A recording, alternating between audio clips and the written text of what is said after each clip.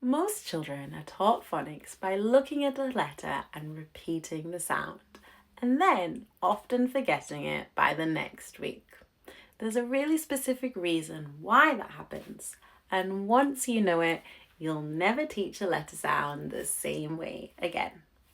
My name is Shabana, and I'm an early years teacher and creator of Tales for Little Learners, a channel and resource library built around one idea: that every child can learn when they're taught in the right way for them.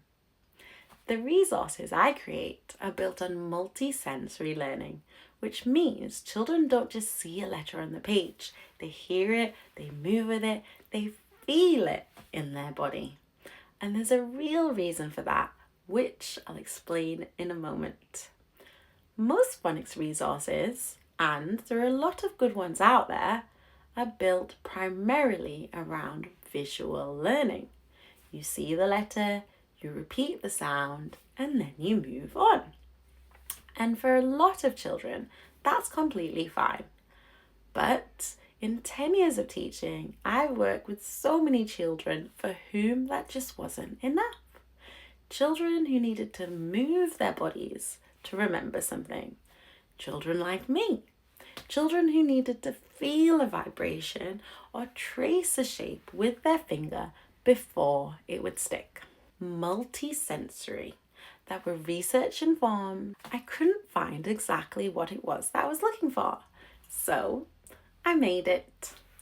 Ziggy the Zebra and the letter Z. This is a book that I've written, and every single page uses a different sense to reinforce the same sound. When Ziggy makes the Z sound, I invite children to put their hand on their throat and feel the buzzing vibration of their own voice. That physical sensation, that buzz, becomes a memory anchor. Next time they see the letter Z or Z, their body remembers the buzz before their brain has even caught up. When Ziggy zigzags across the page, then the children also get to do it too, because movement and language are actually processed together in the brain. They're not separate systems. A child who has zigzagged across the room while saying the Z sound has stored that sound in their motor cortex and their language center. Two pathways, much stronger memory. And when we practice writing the letter Z, I encourage children to trace it on 3 different forms, 3 different surfaces. So paper, their palm, and the floor. Each surface uses slightly different motor muscles. Each repetition goes a little deeper.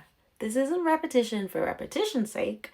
It's deliberate multisensory encoding, and it's what I think is one of the best ways, and many reading specialists do, with children who struggle most. One thing I wanted to make sure is that parents and teachers don't just have the resource, they understand why it works. So alongside the books, I've also created matching worksheet packs for maths, science, literacy, social emotional learning, activity packs, colouring in sheets, and every single activity includes parent tips, a short explanation of learning behind what you're doing, so you feel confident and informed, not just busy. Because I think when a parent understands something, then they use it more consistently. And consistency is where the real progress happens.